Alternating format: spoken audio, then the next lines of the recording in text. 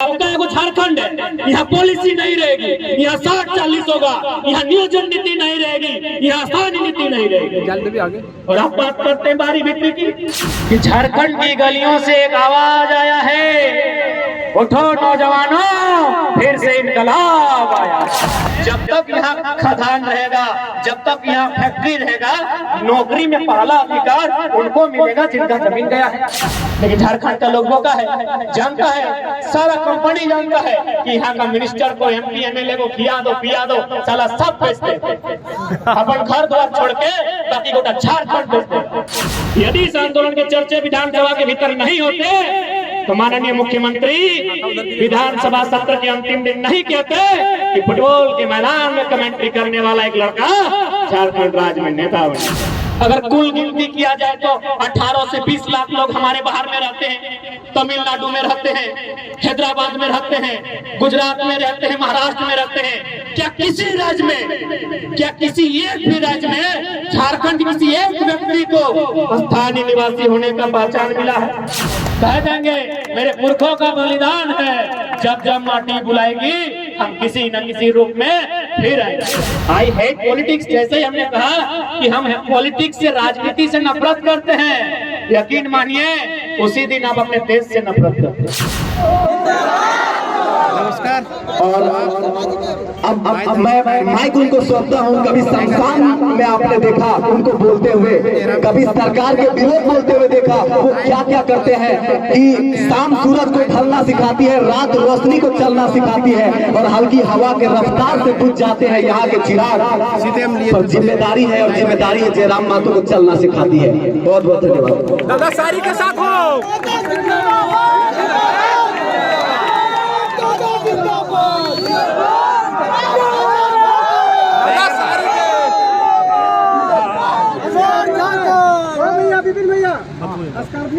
दादा दादा धूप, दादा सारी के साथ हो, हल्का। हाँ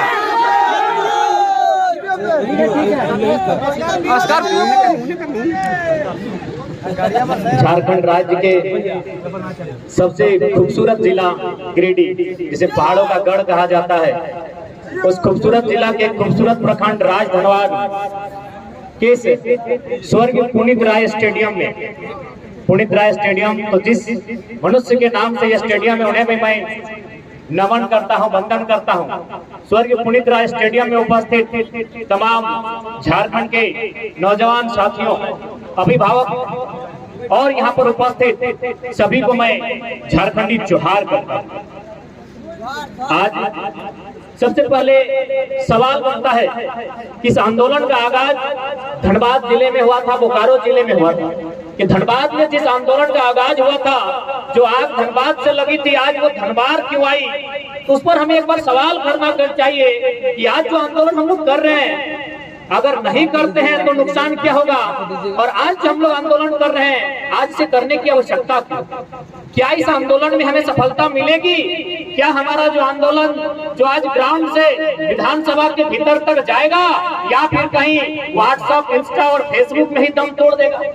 तो सबसे पहली बात, आज आंदोलन की आवश्यकता है कि जैसा कि आप सभी जानते हैं, झारखंड राज्य का गठन किया गया था। एक लंबे संघर्ष के बाद, लगभग हजारों हजार बलिदान देने के बाद इस राज्य का गठन किया गया था सन 2000 ईस्वी में। जिस दिन इस राज्य का गठन हुआ था, इस राज्य के प्रथम सर्वोच्च रहनुमा डॉक्टर प्रभात कुमार, डॉक्टर नहीं शायद प्रभात कुमार, जो इस राज्य के प्रथम राज्यपाल थे, उन्होंने एक स्टेटमेंट दिया था कि जिन परिस्थितियों में, जिन साधन और संसाधनों के साथ झारखंड राज्य अलग हुआ है, आने वाले 20 सालों में ये भारत वर्ष का नंबर 1 राज्य है।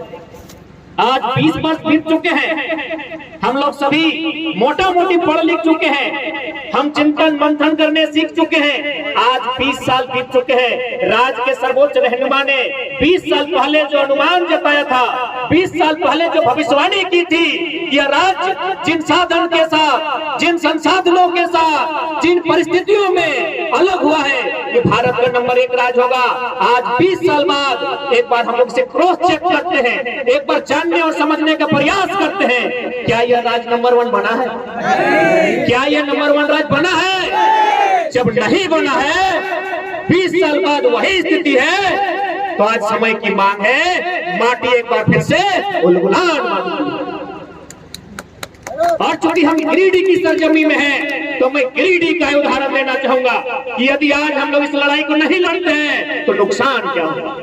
2016 में जो शिक्षक बहाली हुई थी, गिरिडीह में 52 शिक्षक, गिरिडीह और गोड्डा दोनों मिला के, माफ कीजिए, गिरिडीह और गोड्डा को मिलाकर 52 शिक्षक की नियुक्ति की गई थी। आपको जानकारी होनी चाहिए 48 शिक्षक बिहार, यूपी, राजस्थान, एमपी के लोग बने।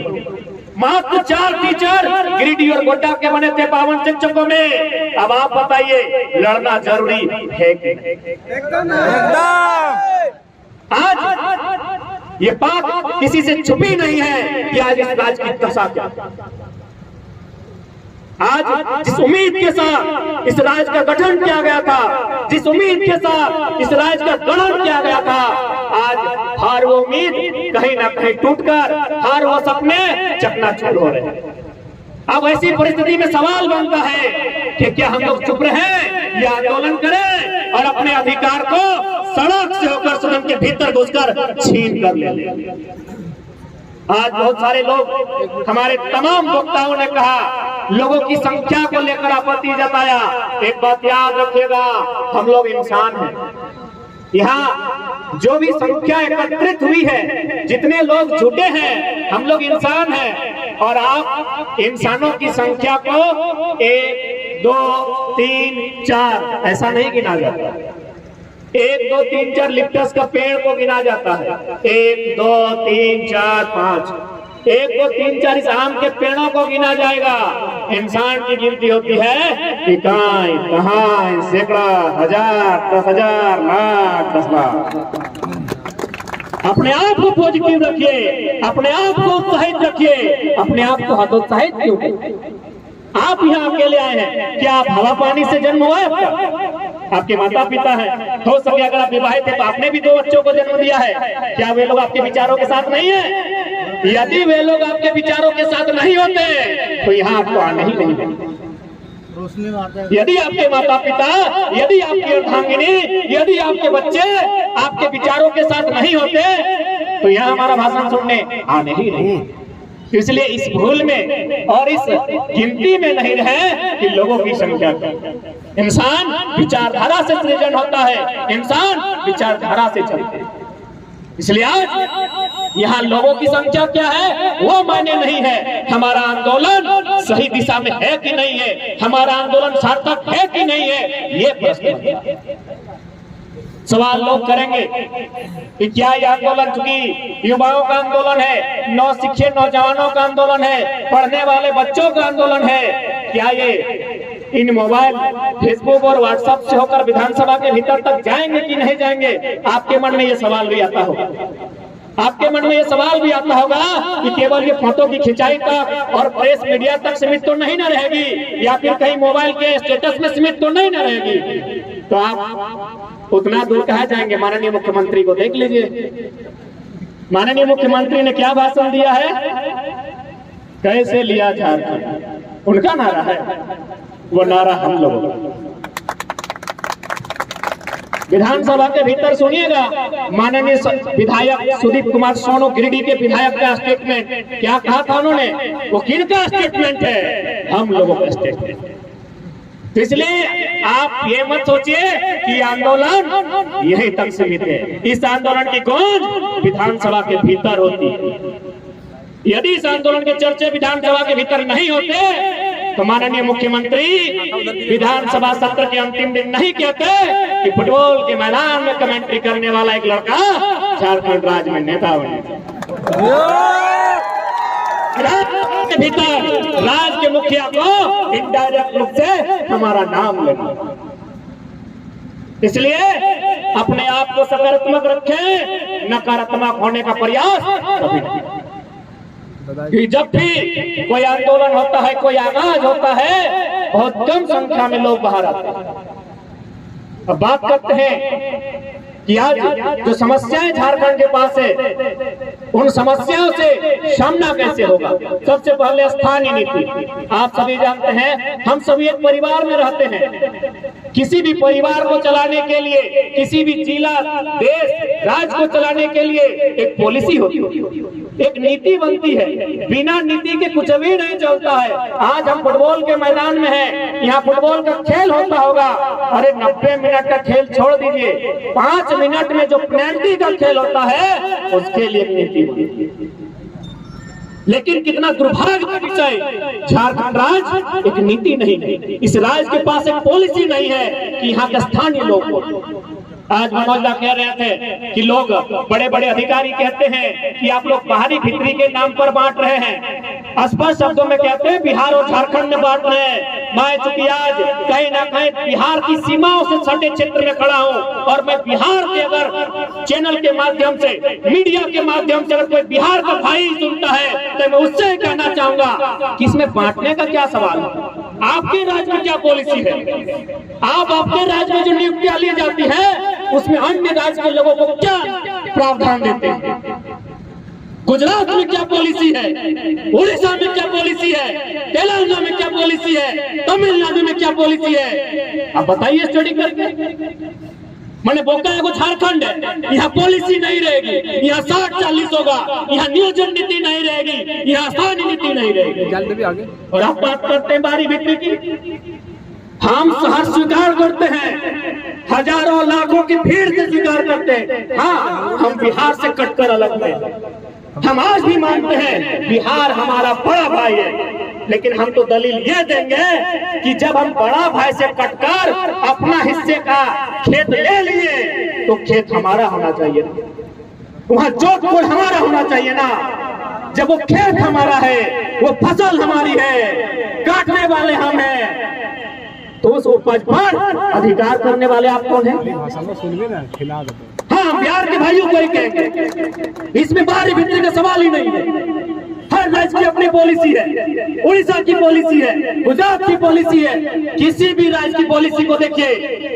अभी शायद छत्तीसगढ़ में दरोगा की बहाली आई है, हमारे कुछ साथी ऑनलाइन फॉर्म फिल कर रहे थे, सारा भरा, नाम, पिता का नाम, क्वालिफिकेशन, एड्रेस सब भरा। लास्ट में कहा क्या आप छत्तीसगढ़ के निवासी हैं? हाँ या ना में उत्तर दीजिए। क्या कीजिए? जैसे लिखा नहीं, फॉर्म खत्म, फॉर्म क्लोज। आप झारखंड के फॉर्म को भरिए। क्या आप झारखंड के निवासी हैं? आप लिखेगा नहीं, वहां आपको फिलअप करने का मौका मिलेगा। तो क्या ये साजिश नहीं है? क्या हमारे झारखंड के नौजवान इसी हाल में जिएंगे कि हमने इसीलिए अलग झारखंड राज्य लिया है? अब बात करते हैं लोग, कानूनों की बात करते हैं, क्योंकि वो ये लोग, इन्हें लगता है कि झारखंड के लोग कानून जानते हैं। तो आज खुले मन से लोकतंत्र के चौथे स्तंभ मीडिया बंधुओं के माध्यम से तमाम कानूनविदों को चुनौती भी देते हैं और ललकार भी देते हैं। आप कानून की किताबों को लेकर आइए और डिबेट पर बैठ जाइए, जिसको डिबेट करना है। और हमने तो स्पष्ट कहा है, हम लोग माननीय मुख्यमंत्री से डिबेट करना ही नहीं चाहते। अरे वो तो खुद एमपी कोटा से बड़ी मुश्किल से गिरते, लड़ते, झगड़ते इंटर पास किए हैं। कल ही हम पीएचडी का एनुअल रिपोर्ट सबमिशन करके आए हैं, 3 बार में डॉक्टर ऑफ बन जाएंगे। इसीलिए अगर डिबेट ही कराना है, यदि विषय पर बात ही करना है, इस राज्य के सबसे बड़े नौकर चीफ सेक्रेटरी ऑफ झारखंड, उन्हें बुलाइए, उनसे बात करेंगे। कहिए उनको दलील प्रस्तुत करें नियोजन नीति को लेकर, कहिए उन्हें दलील प्रस्तुत करें स्थानीय नीति को लेकर। हम लोग भी ड्राफ्टिंग करके बैठे हैं कि स्थानीय नीति का प्रारूप क्या होगा, नियोजन नीति का प्रारूप क्या होगा। यदि किसी एक पॉइंट में हम लोग को 30 सेकंड के लिए या एचएमटी घड़ी रहे, सोनाटा रहे या टाइटन रहे, अगर खामोश कर दिया तो आंदोलन से हम लोग पीछे हट जाएंगे। आज 22 सालों का झारखंड है, अब हम लोग जवान नहीं सियान भी हो गए। अब हम लोग जवान नहीं सियान हुए हैं, इसी बात के इनके पेट में कि अब ये लोग बोलने लगा है, ये लोग लड़ने लगा है, ये लोग लोगों को जगाने लगा है। आप कानून की बात करते हैं तो हम कानून की बात आपके समक्ष करना चाहेंगे। आप कहते हैं कि भारत देश में कोई कहीं भी रह सकता है, खा सकता है, गुजर बसर कर सकता है। पहला बात, कानून की जानकारी आपके पास आधी अधूरी होगी। आप जिस देश की दुहाई करते हैं उसी देश के सुप्रीम कोर्ट में जो दिल्ली में बैठी है माननीय सर्वोच्च न्यायालय 2002 को Gurmeet Singh versus Chandigarh housing board के खिलाफ एक जजमेंट दिया था कि एक व्यक्ति एक ही राज्य का स्थानीय निवासी हो सकता है। 2002 का यह स्टेटमेंट है जो माननीय सुप्रीम कोर्ट का स्टेटमेंट कि एक व्यक्ति एक ही राज्य का निवासी हो सकता है। आप बताइए हम कहाँ गलत हैं? हम कहाँ गलत है बताइए? आप झारखंड में भी रहेंगे और आपका जो मूल निवास है यूपी, बिहार, बंगाल, उड़ीसा, आप वहां भी जाएंगे, आप दोहरी नीति का लाभ लेंगे तो ये कोई बर्दाश्त नहीं करेगा। इसके लिए आप हमें नक्सली कहो, आतंकी कहो, जो कहना है स्वीकार है, लेकिन वास्तव में कोई दोषी है आप लोग हैं, क्योंकि संविधान का उल्लंघन हमने नहीं उन लोगों ने किया है जो 2 राज्य में स्थानीय निवासी होने का दावा करते हैं। आज माननीय राज्यपाल अपने स्टेटमेंट देकर महाराष्ट्र चले गए कि 1932 का खतियान यदि लागू होता है तो जिन जिलों में बिहार राज्य के लोगों की संख्या ज्यादा है उनका क्या होगा। तो हम माननीय राज्यपाल महोदय आप जहां गए हैं हम वही का उदाहरण देते हैं। आप महाराष्ट्र गए हैं ना, महाराष्ट्र में अनुमानित लगभग लाखों की संख्या में बिहार, यूपी और झारखंड के लोग रहते हैं। माननीय राज्यपाल आप महाराष्ट्र गए हैं, आप महाराष्ट्र को सर्वे कीजिए, मोटा मोटी 5 साल जरूर वहां राज्यपाल रहिएगा। महाराष्ट्र के सर्वे कीजिए राज्यपाल महोदय, आप उस राज्य के सर्वोच्च रहनुमा बन के गए हैं। वहां लगभग नहीं करने से भी करोड़ों की संख्या अन्य राज्यों की रहती है। क्या उनको वहां किसी जिले में, किसी तालुके में स्थानीय निवासी होने का अधिकार है? क्या है? तो फिर ये दोहरी नीति झारखंड के साथ क्यों? ये दोहरी नीति झारखंड के साथ क्यों कि जिन राज्यों में, जिन जिलों में अन्य राज्यों के लोग रहते हैं तो हम क्या करें भाई? हमारे लोग भी रहते हैं। कोरोना के आंकड़ों ने बताया 12 लाख मजदूर बाहर से आए। अगर कुल गिनती किया जाए तो 18 से 20 लाख लोग हमारे बाहर में रहते हैं। तमिलनाडु में रहते हैं, हैदराबाद में रहते हैं, गुजरात में रहते हैं, महाराष्ट्र में रहते हैं। क्या किसी राज्य में, क्या किसी एक भी राज्य में झारखंड किसी एक व्यक्ति को स्थानीय निवासी होने का पहचान मिला है? क्या वहां की गवर्नमेंट नौकरियों में आरक्षण मिला है? जब नहीं मिला है तो ये दोहरी नीति झारखंड के साथ। इसलिए ये फैसला जनता का। हम कौन होते? हम लोग तो पढ़ने वाले छात्र हैं, हमें लगा कि गलत हो रहा है, बोलना चाहिए, इसलिए हम लोग बोल रहे हैं। हमें लगा कि गलत हो रहा है, हमें लड़ना चाहिए, इसीलिए लड़ रहे हैं। बाकी तय यहाँ की जनता कि गलत हो रहा है कि नहीं हो रहा है, या आंख बंद करके यूं में यदि आज आप आंख बंद करके सो जाते हैं तो आने वाले दिन आपके बच्चों का भविष्य अंधेरे में हो। 2004 में पढ़े लिखे लोग हैं यहाँ। 2004 में पहली बार जब प्राइमरी टीचर की वैकेंसी आई थी झारखंड राज्य में, जब पहली बार 2004 में प्राइमरी टीचर की वैकेंसी आई थी, पूरे ऑल ओवर इंडिया में प्राइमरी टीचर बनने के लिए क्या मांगा जाता? प्राइमरी यानी नर्सरी से 5वां तक का मास्टर। 5वां तक का मास्टर बनने के लिए क्या मांगा जाता है? डीएलएड प्लस इंटर ही ना, इंटर प्लस डीएलएड मांगा जाता है यदि आप 5वां का मास्टर बनेंगे तो। ये पूरे ऑल ओवर इंडिया का रूल रेगुलेशन है। लेकिन पता है 2004 में जब झारखंड में प्राइमरी टीचर की बहाली ली गई थी, क्या मांगा गया था?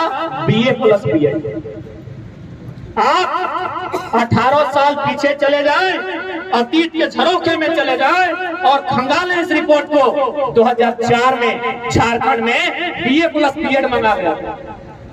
कितना क्रूर अन्याय, कितना क्रूर मजाक इस राज्य के निवासियों के साथ, इस राज्य के पढ़ने वाले छात्रों के साथ कि पूरा इंडिया इंटर मांग रहा है, केवल झारखंड वाला सबको BA प्लस BEd कहे चाहिए। झारखंड उस समय नया नया बना था, यही नया झारखंड राज्य अलग हुआ था। यहाँ BEd का कॉलेज कम था, जब BEd का कॉलेज कम था, स्टूडेंट कम था, तो कहाँ था? यूपी बिहार।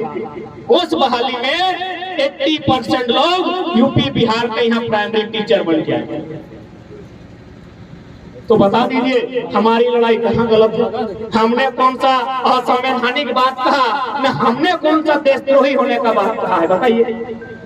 चले जाइए, हमारे एक साथी ने गुजरात में फॉर्म भरा था, सारा प्रक्रिया हो गया, उनका लेटर जो आया गुजराती भाषा, ना ही पढ़ेगा, ना जाके लेटर का उत्तर देगा, और ना जाके गुजरात में वो अधिकारी बनेगा।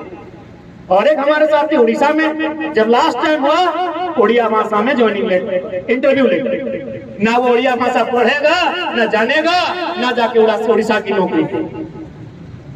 कुछ दिन पहले हम पुलिया होकर गुजर रहे थे, वहाँ किसी दुकान में बैठे तो 2-4 लोग पहचान गए, कह रही तो फलना है, झारखंड में हिला के रखा है। तो हम लोग डिस्कस करने लगे कि भाई बंगाल में क्या मामला है। बोला देखिए आपकी तरह तो हम लोग उतना नहीं जानते हैं, लेकिन हम जिस यूनिवर्सिटी में पढ़ते हैं वहाँ रूल है कि 90 को बंगाली का होगा, 5 को नेपाली का होगा और 5 को बाकी इंडिया का। हम बोले नेपाली से क्या कनेक्शन है आपका, तो विदेश का है। बोला नहीं, हम लोग का बंगाल का कुछ है, हमको अभी जानकारी नहीं, जैसे गोरखा लोग का है ना, तो ठीक उसी प्रकार बोला 5 को सीट हम लोग, मैंने नेपाली और भूटानी लोग जो गोरखा टाइप का है, जो हमारे देश का नहीं भी है, उनको 5 को सीट देते हैं, 5 को ऑल ओवर इंडिया को देते हैं, बाकी 90 को सीट बंगाल को।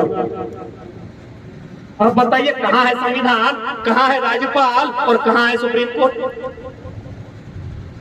इसलिए अगर आप कानून की बात करते हैं तो कानूनों को हमने भी अध्ययन किया है। ये भारत का संविधान कहता भी है, नहीं भी कहता है। इसलिए सबसे पहली बात, अब झारखंड के लोग किसी प्रकार के धोखे में नहीं रहेंगे। अब हमारा जो अधिकार है उसे हमें देना। अभी देखिए नियोजन नीति 60-40 अपने पेपर में पढ़ा होगा। 60 यानी झारखंड मैंने जो रिजर्वेशन है उसमें भी अब आश्वस्त नहीं हो सकते हैं, क्योंकि यहाँ फर्जी में ओबीसी और EWS बन जाता है। यानी उस 60 में भी आप 5-10% नुकसान कर देंगे, यानी 50-50, यानी 50% नियोजन पॉलिसी के अंतर्गत 50% नौकरियां झारखंड को और बाकी 50 ऑल ओवर इंडिया। एक से मोबाइल लाइव यहाँ क्यों होगा? चलो तो करो। यही तेलंगाना स्टेट है जो भारतीय संविधान आर्टिकल 371D के अनुसार अपने राज्य की 100% नौकरियों को अपने राज्य को सुरक्षित करता है। यही कर्नाटक है जो 3rd और 4th ग्रेड की 100% नौकरियों को कर्नाटक के लिए आरक्षित करता है। तो जब हम बात करते हैं झारखंड में झारखंडियत की, झारखंड के निवासी की, तो कौन सा गुनाह करते हैं? अब इसमें देखिए क्या होगा, यदि ये 50-50 का फंडा अप्लाई होता है तो बाकी जो 50 जो अन्य राज्यों के होंगे, और उसमें मान के चलिए 90% अन्य राज्य के होंगे। यदि आपको लगता है कि नहीं हम कुछ भी बोल रहे हैं, तो 2-3 महीना पीछे चले जाइए। झारखंड के स्थापना दिवस के दिन इंजीनियर का रिजल्ट क्लियर हुआ था, जिसमें शायद 263 को बहाली क्लियर किया गया था। जो जनरल मैंने जो ओपन कोटा था उसमें 96% गैर झारखंड के लोगों का हुआ। ये हम नहीं आंकड़े कह रहे हैं। जो जनरल कोटा ओपन कोटा था, यानी कोई भी आ सकता है, उसमें 96% जो इंजीनियर थे वो बाहर थे। तो ठीक उसी प्रकार जो 50-50 की वैकेंसी आ रही है, इसमें फिर 90% बाहर के लोग आएंगे। अब क्या होगा, बाहर के लोग आएंगे वो बड़ी बात नहीं है। यहाँ अब क्या नियम है, यदि पप्पा यहाँ नौकरी करते तो बेटवा झारखंडी भाई। यहाँ ये भी रूल है कि पप्पा यहाँ नौकरी कर लो तो बेटो यहाँ के निवासी भाई गए। यानी अब वो सीधे 50-50 से दोनों तरफ, यानी चाहेगा तो एगो बेटा को इधर वाला 50 में फॉर्म भरवा सकता है, और एगो बेटा को जो ओपन 50 है वहां भी फॉर्म बना सकता है। अब आप कहेंगे कि नहीं आप तो कुछ भी बोलते हैं, चलिए उदाहरण देते हैं। हम धनबाद जिले से आते हैं, वहाँ एगो बागमारा ब्लॉक है, उस ब्लॉक के अंतर्गत एगो महोदा नाम का क्षेत्र है। वहाँ दो भाई बहन दोनों दरोगा बना, भाई दरोगा बना है, झारखंड का दरोगा चतरा में ड्यूटी है और बहन जमुई में बना। जमुई झारखंड में नहीं, हम इतना जानते हैं, कहाँ है आप खोज। यानी वे लोग दोनों जगह, ये जो 60-40 है वो एगो बेटा को 60 में भी डलवा सकता है और एगो बेटा को 40 में। कहे कौन नौकरी कर चुका है, वो यहाँ नौकरी कर चुका है। एगो बेटा वो 60 में फॉर्म भरेगा और दूसरा बेटा वो चाहेगा तो 40 में, उसका जैसा मन करेगा पैसा। तो यदि आज हम लोग इन चीजों का विरोध नहीं करते हैं तो हमारे जो छात्र, और खासकर जैसा कि आंकड़े कहते हैं, हजारीबाग जिसको हम लोग एजुकेशन राजधानी कहते हैं, सबसे तो पढ़ने वाला छात्र हजारीबाग जाता है। सुने 75% तो गिरिडीह वाला। बिल्कुल सही बात। 75% गिरिडीह वाला होता है। कैसे पढ़ता है वहाँ? बाप का सरकारी नौकरी है, होगा 2-4% सरकारी नौकरी का बेटा लोग होगा। मैक्सिमम लोग किसान परिवार से है, मैक्सिमम लोग मिडिल क्लास फैमिली से है। बड़ी मुश्किल से रूम लेता है, घर से चोरा उड़ा जाता है। हम तो बोले दूसरों की महसूस है क्या, ना हम लोग खुद बनाते हैं। यानी किन विकट परिस्थितियों में आज झारखंड के लोग, झारखंड के युवा पढ़ाई पढ़ रहे हैं, हजारीबाग में, रांची में जाके, धनबाद में जाके तैयारी कर रहे हैं। और जैसे ही तैयारी 10 साल 12 साल, किसी का पेट बढ़ गया, किसी की आंख की रोशनी चले गई, कोई तो टकला हो गया, 2-4 को तो बूढ़ा हो गया, पता चला वैकेंसी रद्द, पता चला वैकेंसी। अभी मकसूद आलम जी को चिट्ठी दिए, बोला हम 2016 में टीजीटी पास अभ्यर्थी हैं, ग्रेजुएट का मामला है, अभी पोस्ट ग्रेजुएट मांगा जा रहा है। हम सीधा कहना चाहेंगे, एसएससी ने आपके हिस्से की सीट को किसी बाहरी को बेच दिया। जेपीएससी में भी एक मामला आया था, कुमारी दीप प्रेरणा का, BC1 से एगो सीट था, कुमारी दीप प्रेरणा का दावा था। लेकिन आखिरी समय एक चमत्कार होता है, पटना की एक लड़की को सीट दिया जाता है, अभी BC2। यानी इस राज्य में ऐसी ऐसी घटनाएं घट रही है जिस पर आप यकीन नहीं कर सकते, जिस पर आपके कानों को यकीन नहीं होगा ना। आप किसी भी कानूनी प्रक्रिया से अगर होकर जाएंगे तो आप यकीन नहीं कर सकते हैं आज इस राज्य में इतनी दुर्दशा हो। तो इसके लिए जिम्मेवार कौन है? आज देख सकते हैं, अगर झारखंड को बेकार और बर्बाद किया जा रहा है तो उसके पीछे 3-4 लोग ही हैं। पहली ब्यूरोक्रेसी, दूसरी कॉर्पोरेट और तीसरी कंपनियां। तो इनको सपोर्ट कौन कर रहे हैं? हमारे विधायक। क्योंकि लोकतांत्रिक व्यवस्था में आज अभी पूर्व के वक्ता लोग कह रहे थे कि आज के नौजवान कहते हैं आई हेट पॉलिटिक्स। यही हमारी हार हो जाती है। आई हेट पॉलिटिक्स, जैसे ही हमने कहा कि हम पॉलिटिक्स से, राजनीति से नफरत करते हैं, यकीन मानिए उसी दिन आप अपने देश से नफरत करते हैं।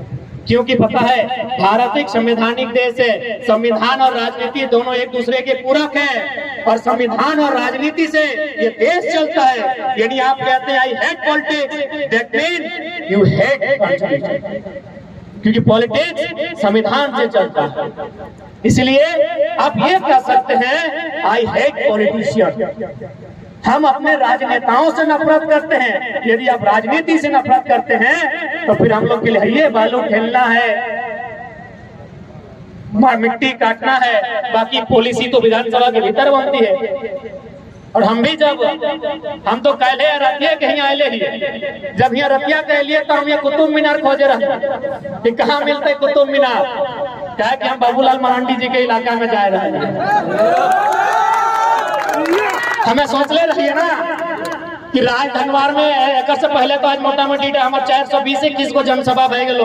हमरा बुझाओ नरेंद्र मोदी अपन जीवन में अपना सभा नहीं कर ले तो हम सोच लिए एकड़ में लगभग 300 जनसभा हम स्कॉर्पियो पे कर ले तो नहीं देख ले हमें 300 सभा स्टेज से ना स्कॉर्पियो के छत पे कर ले रही है। तो आज हम खोजले कुतुब मीनार के ऊपर से सभा करवाए, क्या कि मरांडी जी कहले रहे थे कि कहाँ है कुतुब मीनार, हम वहां से कूद के मर जाए, लेकिन भारतीय जनता पार्टी यानी बाहरी जनता पार्टी में ना जाए।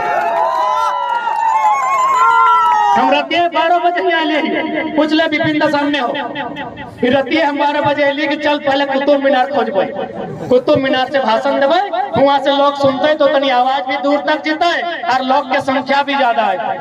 यानी हमार कहे के मतलब हो कि यदि कोई दोषी है इस राज को लूटने में तो विधायिका के लोग, क्योंकि बिजली बनाना विधायिका का काम है, ब्यूरोक्रेसी को कंट्रोल में रखना एमएलए का काम है, कॉर्पोरेट्स को कंट्रोल में रखना एमएलए का काम है, किसी पूंजीपति को कंट्रोल में रखना एमएलए का काम है। अब आप कहेंगे कैसे? आप गोड्डा में माननीय अडानी साहब जो माननीय प्रधानमंत्री के गोद लिए हुए पुत्र आप कह सकते हैं, माननीय अडानी साहब ने गोड्डा में पावर प्लांट लगाया है। आप सभी लोगों को जानकारी होगी किस प्रकार लगा है। न स्थानीय लोगों को मारा गया है, स्थानीय लोगों को पीटा गया है, स्थानीय लोगों से जबरन जमीन लिया गया। अब सवाल ये बनता है क्या उनका ये तौर तरीका सही था? ये अडानी साहब का जो प्लांट गोड्डा में बनने वाला था साथियों, ये प्लांट उड़ीसा में लगने वाला था। आप चाहें तो थोड़ा सा क्रॉस चेक करें। अभी जो गोड्डा में अडानी साहब का प्लांट लगा है, यही प्लांट उड़ीसा में और बंगाल में लगने वाला था, लेकिन बंगाल की विधायिका मजबूत है, उड़ीसा की विधायिका मजबूत है। वे जानते हैं ये बिजली तो सारा बांग्लादेश जाएगा, अडानी साहब ने जो प्लांट गोड्डा में लगाया है आपको जानकारी है?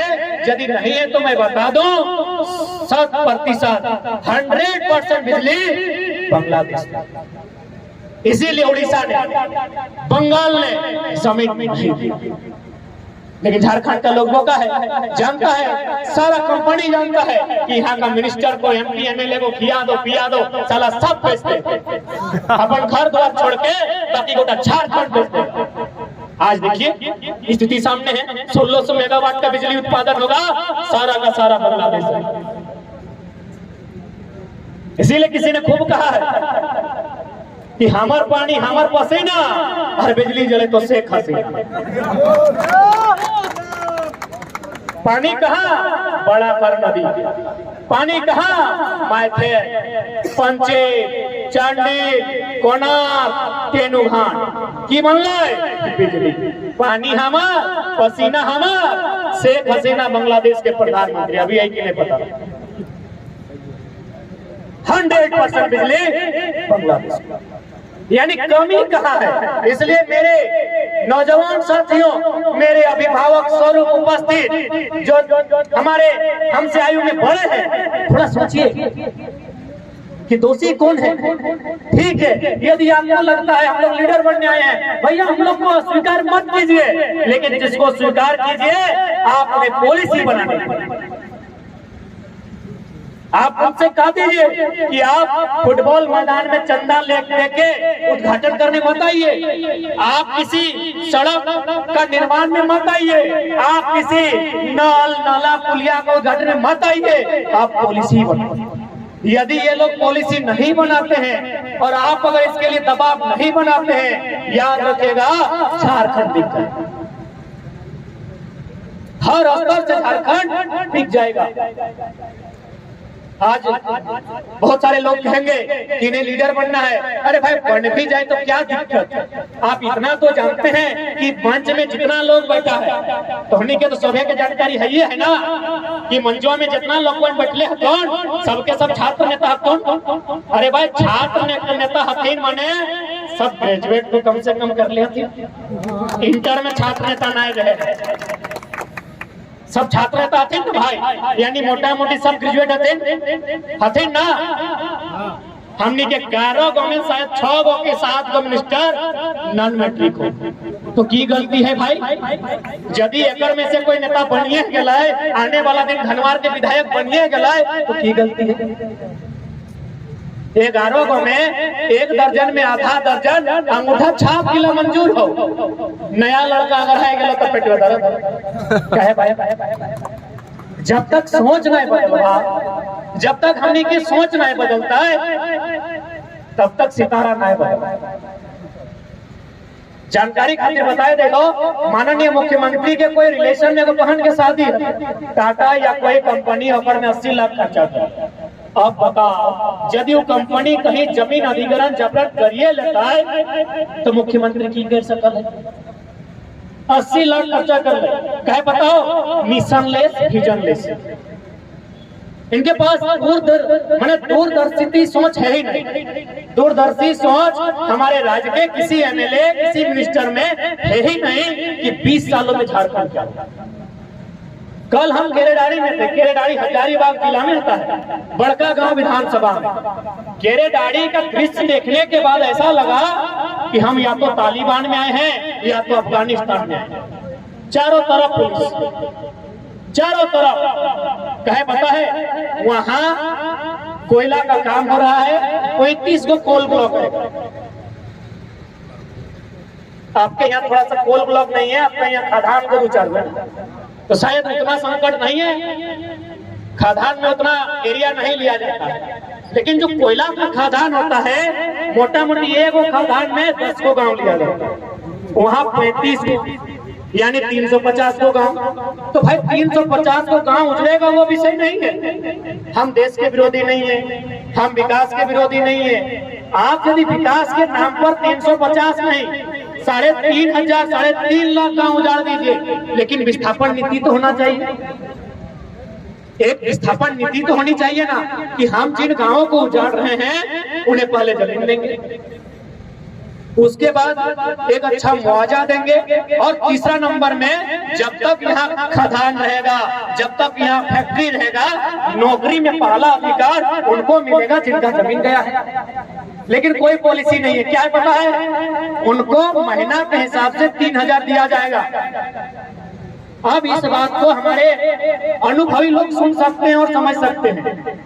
जो लोग हमसे आयु में बड़े हैं, जो 60-70 साल की आयु में हैं, हमारे जेठा लोग, चाचा लोग, दादाजी लोग सुन सकते हैं और समझिएगा कि वहाँ 25 साल के लिए कंपनी जमीन लेगी और महीने का 3,000 देगी, यानी साल का 36,000, साल का 36,000 देगी।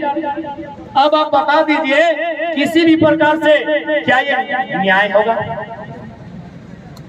जो जमीन जो हमारी पीढ़ी दर पीढ़ी हस्तांतरित होती है, जो जमीन हमारी पुरखों की देन है, वो हमारी पीढ़ी दर पीढ़ी इस पर खाएगी, वो मात्र 36,000 सालाना देने का काम। अब उसमें क्या हो सकता है? कोयला तो एवरेज कहता है झारखंड में 1 एकड़ प्रति एकड़ में जहां कोयला होता है 70 लाख का मुनाफा होगा।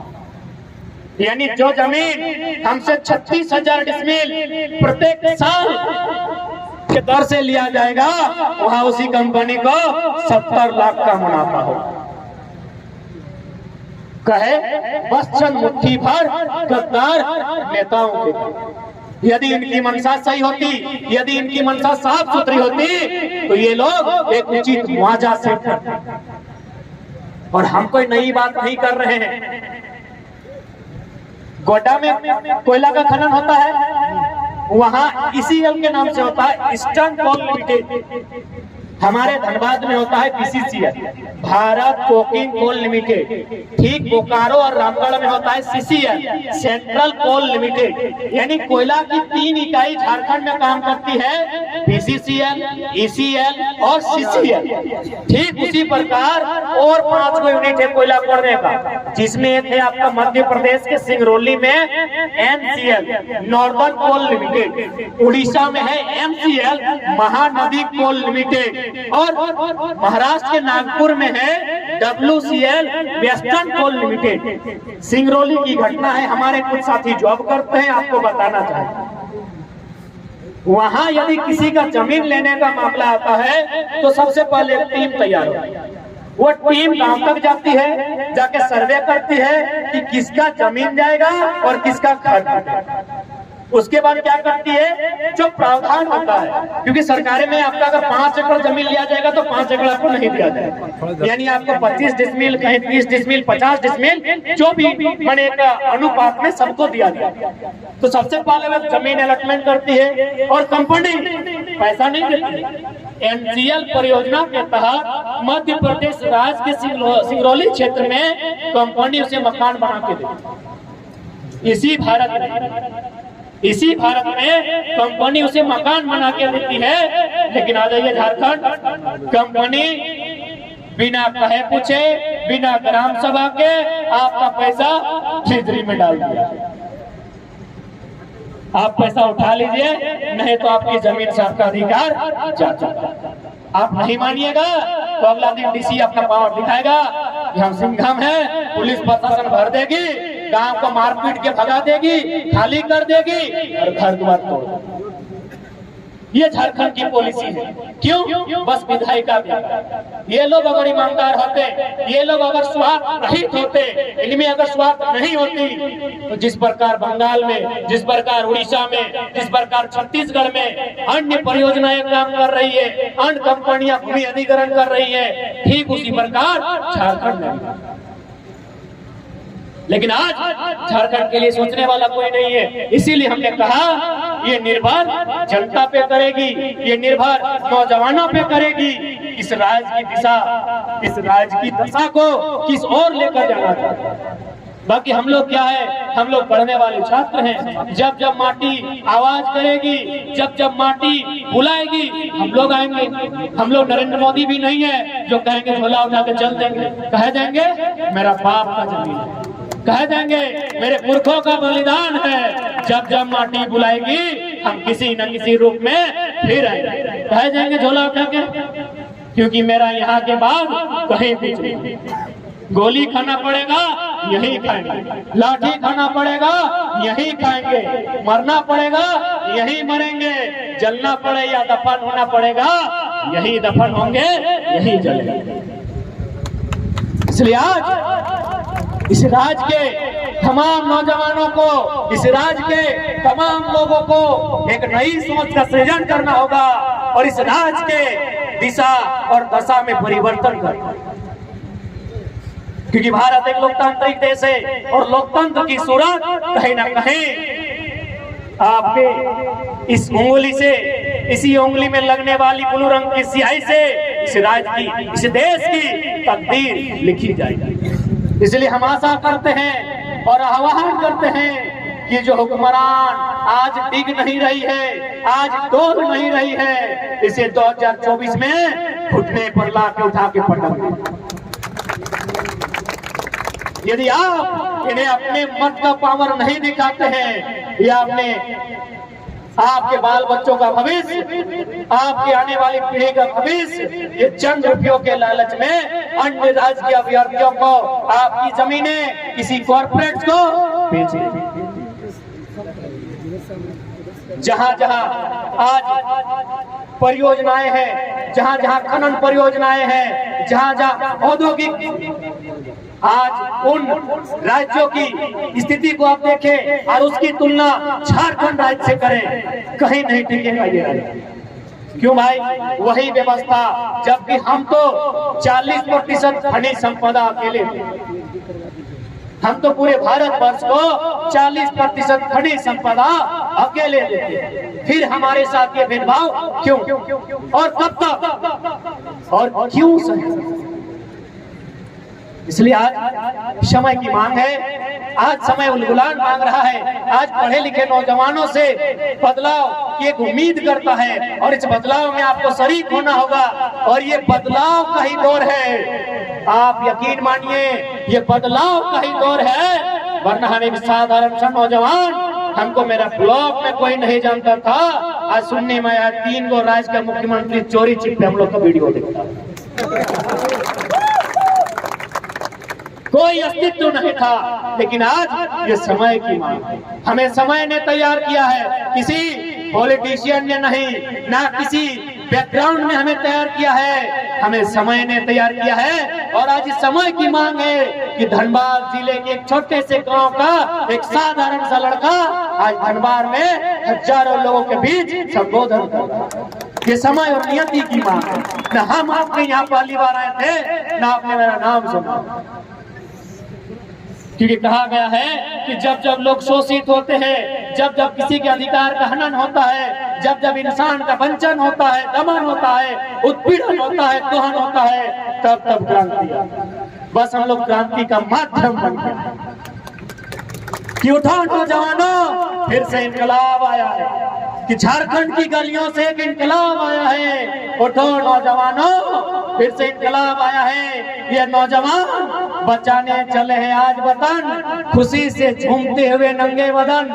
नंगे बदन का मतलब आज सीने में 1932 का हथियार लेकर चले, कि लाख चला लो गोलियां ये कम नहीं होंगे, लाख चला लो गोलियां ये कम नहीं होंगे, शीश कटेंगे लेकिन गम नहीं होगा। हमने बहुत बर्दाश्त किया है, और बहुत सारे लोग जो बाहरी भीतरी की बात करते हैं, क्योंकि समय हो चला है, शाम का समय है, और हमारे पूर्व जितने वक्ता है उन्होंने बहुत अच्छी अच्छी तार्किक बातों को रखा है। मुझे तो लगा कि आज मुझे कहना ही नहीं चाहिए, लेकिन चूंकि आयोजन कमेटी का मान को रखते हुए मैंने कहा, क्योंकि मुझे लगा आज जो भी पूर्व के वक्ता थे उन्होंने बहुत बेहतरीन तरीके से झारखंड की हालात से आपको रूबरू कराया है। जो लोग बाहरी भीतरी की बात करते हैं, मैं लॉजिकली बात आपके सामने रखना चाहूंगा, और ये मैं नहीं, बिहार राज्य के, क्योंकि हमारा विवाद जब भी होता है तो बिहार झारखंड, बिहारी झारखंडी होता है। जो लोग पढ़े लिखे हैं, जिनके हृदय में दिल बसता हो, जो लोग न्याय चाहते हैं, जो लोग समानता चाहते हैं, जो लोग भाईचारा चाहते हैं, अगर वो बिहारी भी है तो झारखंड की इस लड़ाई में साथ है। कैसे साथ हम बताते हैं। बिहार राज्य के एक उच्च न्यायालय के किसी जज का फोन आया था हमको, फरवरी का महीना था, 5 फरवरी से 10 फरवरी का दिन हमको कंफर्म नहीं हो पा रहे हैं, क्योंकि हमको नहीं पता था कि उनकी बात को कभी हम अपने भाषण में रखेंगे। बिहार राज्य के हाई कोर्ट के किसी जज का, पटना के जज का फोन आया था। उन्होंने हमसे कहा, बाबू आप जो भाषा की लड़ाई लड़ रहे हैं बिल्कुल सही लड़ रहे हैं। हम बोले सर आपका परिचय? बोला हम बिहार में न्यायालय के जज हैं। हम बोले सर इसमें तो सबसे ज्यादा बिहार राज्य के लोग ही प्रभावित होंगे हमारी नीति से। बोला इसमें गलत क्या है बाबू, भारत एक संवैधानिक देश है, इस देश में अलग अलग राज्य का गठन इसीलिए हुआ है कि उस राज्य के निवासी को आगे आने का मौका मिलेगा। अब तुम ही बताओ, यदि तुम्हारे लोगों को अलग अधिकार नहीं मिलेगा, और यदि बिहार और झारखंड के छात्रों को एक साथ एक यूनिफॉर्म बैठा के, पहना के, एक कुर्सी में बैठा के एग्जाम लिया जाएगा, बिहार के लड़का के सामने झारखंड कहीं नहीं दिखेगा। बिहार के जज ने कहा। हम बोले बिल्कुल सर, सही बात आपने कहा, क्योंकि बिहार में नालंदा विश्वविद्यालय आज से 1000 साल पहले बना, बिहार में विक्रमशिला विश्वविद्यालय आज से 1000 साल पहले बना है। आप बताइए झारखंड का पहला विश्वविद्यालय कब बना है? 1960 में रांची विश्वविद्यालय। बिहार में 1000 साल पहले विश्वविद्यालय बना है, झारखंड में 1960 में बना है। क्या मुकाबला होगा एजुकेशन में? क्या मुकाबला होगा? नहीं होगा, क्योंकि वो इंसान दिल से साफ था, भले वो बिहार का था, अभी जज है, छोटा मोटा हवलदार चपरासी दरोगा नहीं है, वो जज है। और हम कोई छोटा फेंका फेंकी वाला बात नहीं कर रहे हैं। हम जो हमसे बात हुआ टेलीफोन में वही बात कर रहे हैं, हमसे डायरेक्ट नहीं इनडायरेक्ट बात हुआ था। एक श्रीवास्तव करके वकील रहते हैं धनबाद में, उनको टेलीफोन किया था, बोला एगो नाम है, बड़ा नाम सुन रहे लड़का का धनबाद का, किसी तरह बात कराओ। उन्होंने क्या किया, आसपास में पता किया, जो लोकल वकील थे, खासकर हमारा टाइटल चुना था, तो हम लोग का समुदाय का बहुत बड़ा वकील धनबाद में रहता है, उनसे पता किया, हमसे बात करवाया। उन्होंने कहा बिल्कुल तुम्हारी लड़ाई सही है, यदि पूरा इंडिया एक होता, कश्मीर से कन्याकुमारी, गुजरात से अरुणाचल प्रदेश, और यदि किसी असम के इंसान का नौकरी लग जाता गुजरात में, मास्टर बन जाता, कंट्रोल कर पाता। यदि किसी बंगाल का इंसान पंजाब में जाके दरोगा बन जाता, बोलते की कोई समझ में आता। इसीलिए भारत में अलग अलग राज्य इसीलिए बने हैं क्योंकि यहाँ विविधताएं हैं, यहाँ भाषा एक नहीं है, यहाँ पहनावा एक नहीं है। अरे उतना तो छोड़िए, यहाँ भगवान एक नहीं। चलिए हिंदुइज्म की बात करते हैं। दक्षिण भारत में रहने वाले हिंदुइज्म को मानने वाले लोग जिस ईश्वर की पूजा करते हैं, उत्तर भारत वाले नहीं करते। मैं हिंदुइज्म की बात कर रहा हूं। करते होंगे लेकिन पॉपुलर नहीं होगा, प्रचलन नहीं होगा। महाराष्ट्र में जिस उसी धर्म के मानने वाले लोग महाराष्ट्र में जिस ईश्वर को ज्यादा मानते हैं, बंगाल में नहीं मानते। यानी भारत विविधताओं का देश है। यहाँ एक भगवान नहीं है, यहाँ एक भाषा नहीं है, यहाँ एक बोली नहीं है। अरे यहाँ नाचने का तरीका एक नहीं,